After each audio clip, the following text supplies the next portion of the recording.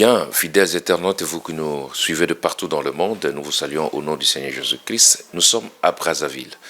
Nous retrouvons ici auprès du pasteur typologue Jean-Bernard Monga, que nous recevons dans cette émission aujourd'hui et qui va nous parler le pourquoi il se retrouve dans cette affaire de mémorial sur la personne qui nous a quittés, pasteur Lys Ngalibali. Bonjour révérend. Bonjour mon frère Willow. Mais beaucoup de gens se posent beaucoup de questions sur le mémorial que vous avez fait justement à l'Ulysse disparu, pasteur Lys Ngalibali. Bien, mon frère, c'est un problème d'inspiration. Avec Lys, nous étions très bien. Lui, il est parti de Wesso, moi je suis parti d'Imfondo. On a gardé vraiment nos amitiés jusqu'à ce qu'il parte. C'est un homme qui a impacté le monde du message. Et quand je suis resté, j'ai pensé qu'il fallait faire des réunions de réveil. Mais des réunions de réveil, je devais plutôt les intituler la commémoration du pasteur Lys Ngalibali. Mais le titre, c'était le mémorial. Donc, on devait prêcher sur les mémoriaux qui ont existé à la fin du temps. Et c'est comme ça que j'ai trouvé bien il fallait le faire. Et j'ai cherché dans les Écritures, est-ce que c'est anti-scripturaire de faire un truc de ce genre?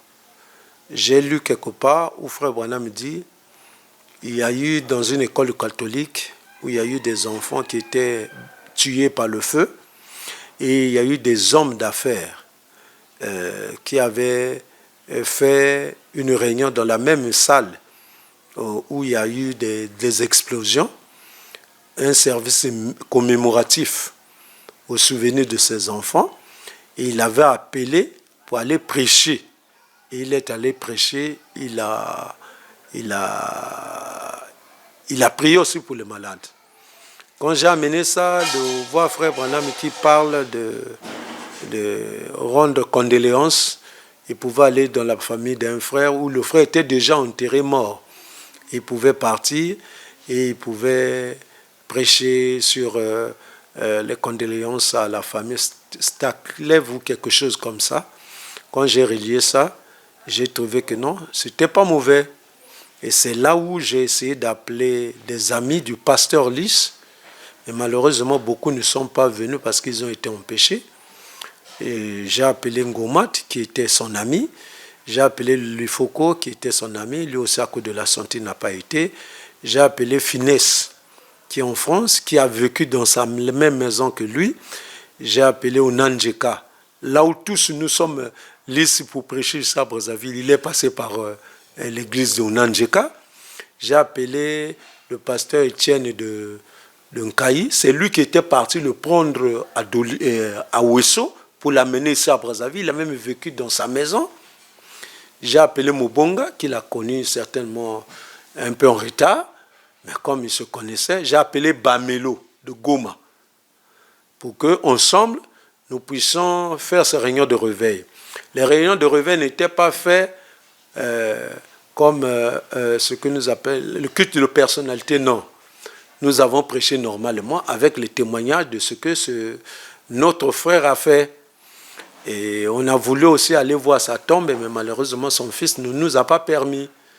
Donc nous avons passé de très bonnes réunions. Qu'est-ce qu'il fallait faire? J'ai demandé qu'on fasse une offrande, que nous avons eu assez d'argent, et je suis allé donner ça à sa maman. J'ai donné ça à sa maman. Et beaucoup ont essayé de diaboliser ça, mais beaucoup étaient toujours là. Et vous savez, dans chaque chose, il y a toujours le pour et le contre. C'est la loi de la contradiction. Dans la vie, s'il n'y a pas la gauche, il n'y aura pas la droite. Quand vous marchez, les deux pieds ne vont pas au même moment. Il y a un qui va devant et l'autre vient en arrière. En contradiction de l'autre, c'est ça ce qui permet qu'on avance. Donc la vie est faite de... Il y a un vieux qui me disait, un jour, il m'a posé la question, papa, il y a combien de choses sur la terre? J'ai dit beaucoup. Il dit non, il n'y a que 2 choses sur la terre. Je lui ai posé la question, il y a quoi? Il dit, il y a la nuit, il y a le jour. il y a la femme, il y a l'homme. Il y a la vie, il y a la mort. Il y a la bonne santé, il y a la maladie. Il dit il n'y a que deux choses. Il y a le mal et il y a le bien. Donc, dans chaque chose que nous faisons, attendons-nous qu'il y aura toujours le négatif d'un côté. Et le négatif là ne fait pas que les gens sont contre toi. Parfois, c'est le négatif qui va faire que le positif soit vraiment positif.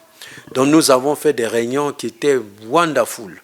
C'était vraiment très bien. Les 4 jours, nous les avons passés vraiment dans la joie et tout. Voilà un peu, mon frère, ce que je voulais dire là-dessus. Très bien. Alors, mesdames et messieurs, je pose cette question parce que ça m'est arrivé maintenant, suite à ce que les gens parlent. Pasteur, est-ce que vous pouvez nous dire le contact et la bonne connexion qui régnait entre vous et le pasteur Lys? Parce qu'on a vu que non, vous avez fait cela au pasteur Lys. Mais pourquoi pas d'autres pasteurs? Nous avons vu, il y avait pasteur Ilmata qui était parti, depuis longtemps, pasteur Kumba qui était parti depuis longtemps. Il y a beaucoup de pasteurs qui sont morts. Mais jamais fait une telle chose seulement au pasteur Lys. C'est-à-dire il y a une accroche quelque part. Bon, mais Jésus avait les apôtres, hein, il les aimait tous.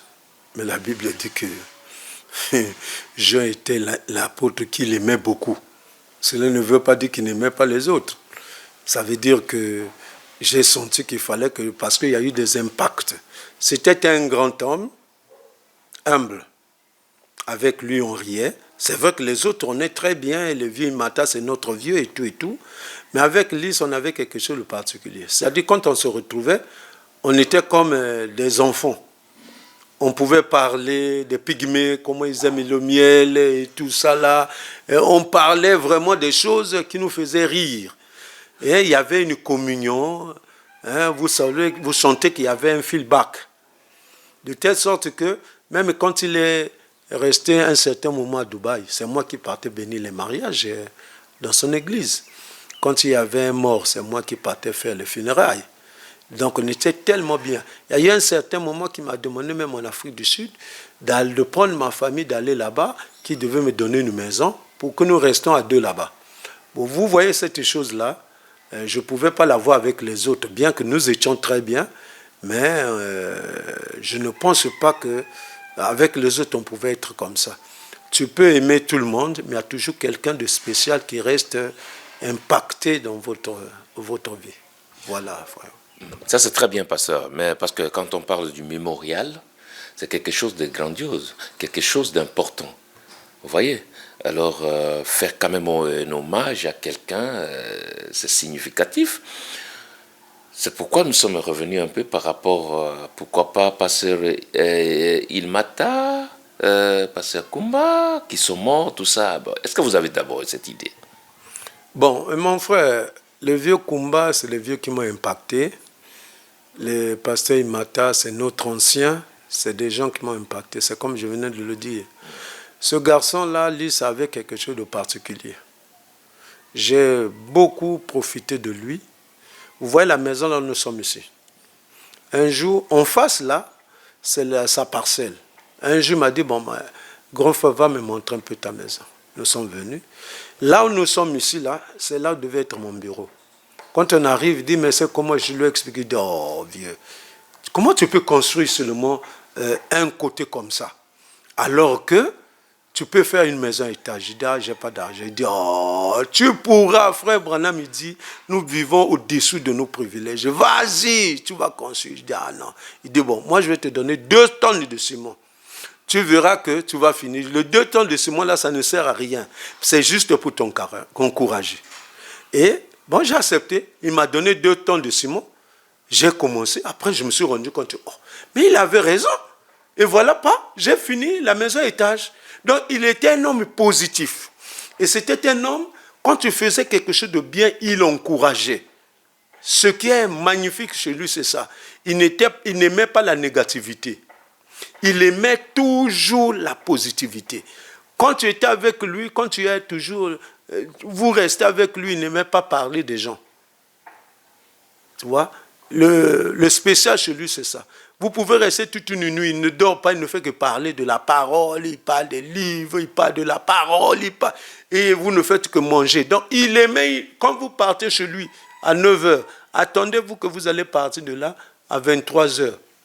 Ou demain matin, si vous n'êtes pas fort, de le quitter. Donc il aimait la communion. Il n'y a que les coca qui viennent. Allez acheter le, comment on appelle, achetez-nous le tumbas. On amène le tumbas, achetez ceci. Ah ma vie, on dirait que tu as faim. Bon, on va ajouter. Et donc la communion chez lui, c'était la chose, une partie de lui. Et cette chose-là, c'est ça le mémorial. Se souvenir de quelque chose que quelqu'un a fait de bien qui peut, parce qu'il y a des mémoriaux négatifs et positifs. Mais moi, j'ai vu en lui un mémorial positif. Un vrai mémorial n'est pas la tombe. Non, monsieur. La tombe, bon, c'est des os qui vont pourrir. C'est ce qu'on a développé, les prédicateurs ont développé. Le vrai mémorial de Jésus, c'était les apôtres. Jésus est parti, mais quand on regardait les apôtres, on pouvait voir, ah, ça c'est la vie de Jésus. Donc, l'Is a laissé des mémoriaux. Donc, quand on regarde certaines choses que beaucoup font ici, vraiment l'homme-là était le pionnier. C'est un mémorial. On ne pourra jamais parler. Quand il a commencé à prêcher sur la prospérité ici, nous tous, y compris moi, oh non, lui, la prospérité n'est pas un signe que Dieu est avec toi. Lui, il a enseigné sans écouter ce que les gens disaient. Mais ensuite, nous avons vu comment son église a prospéré. Les jeunes gens qui n'étaient rien aujourd'hui là, l'église au Congo, quelle est l'église qui a plus des officiers supérieurs au Congo? C'était l'église de Lys, des colonels, des généraux. Mais il les a pris tout petits. Donc lui, quand il enseignait quelque chose, il voulait que tout le monde, c'est-à-dire l'assimile, ça devienne une réalité. Voilà pourquoi j'ai pensé qu'il fallait qu'on reparle de lui, parce que j'avais l'air de voir que cet homme-là commençait comme à diminuer dans le cœur des gens. En faisant ça, ça peut faire remonter les souvenirs des gens. Voilà un peu, frère Willow, ce que je voulais dire là-dessus. Alors, les réunions ont pris fin. Qu'est-ce qu'on peut retenir comme leçon par rapport à tout ce qui s'est passé pendant ces réunions? Bon, mais les réunions, on a baptisé les gens. Beaucoup ont été baptisés. Il y a un prédicateur qui a prêché et a dit que les anges de Dieu comme tout autour de l'éternel et tout, il a parlé sur les anges. Et moi, en venant commenter, je dis, vous ne pouvez pas avoir les anges sans que vous puissiez avoir le Saint-Esprit. Quand vous avez le Saint-Esprit, c'est alors que les anges vont vous suivre. Parce qu'ils ne comptent que là où se trouve Dieu. Or, le Saint-Esprit, c'est Dieu lui-même. Alors, cherchez le Saint-Esprit. Ceux qui n'ont pas le Saint-Esprit, venez, nous allons prier pour vous. Et c'est ce que nous avons fait, parce que la majorité, 80% sont venus pour qu'on prie pour eux. Et je sais que parmi eux, il y a beaucoup qui ont reçu le Saint-Esprit.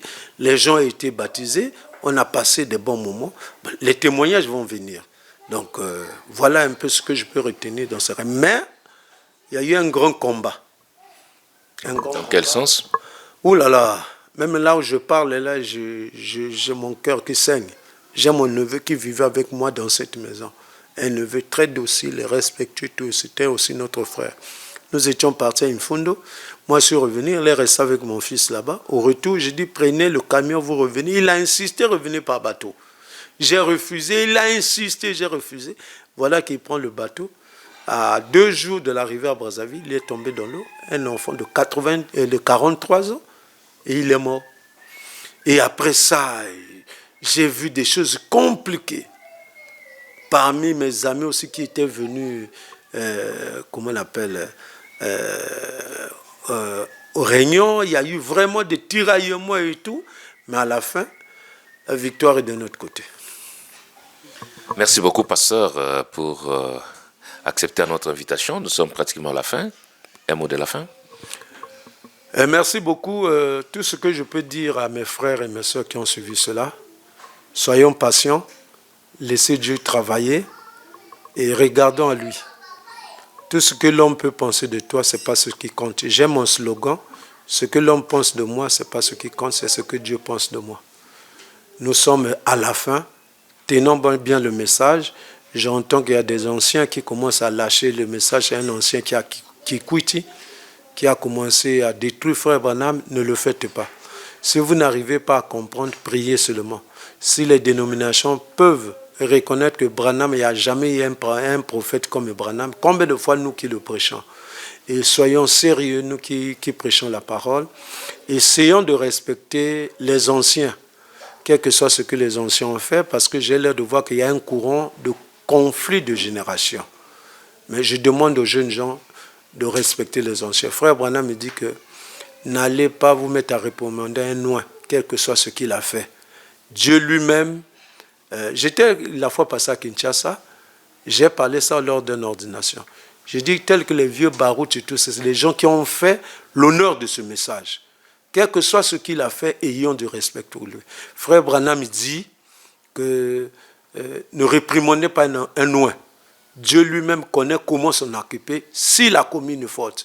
Donc j'ai conseillé aux jeunes gens de Kinshasa, les Dioka, les vieux Baruti et tout ça, les vieux là, on doit les respecter. C'est des icônes, c'est des gens qui ont donné l'honneur au message, malgré les fautes que nous voyons, mais peut-être que ce n'est pas Dieu qui ne voit pas ces fautes-là.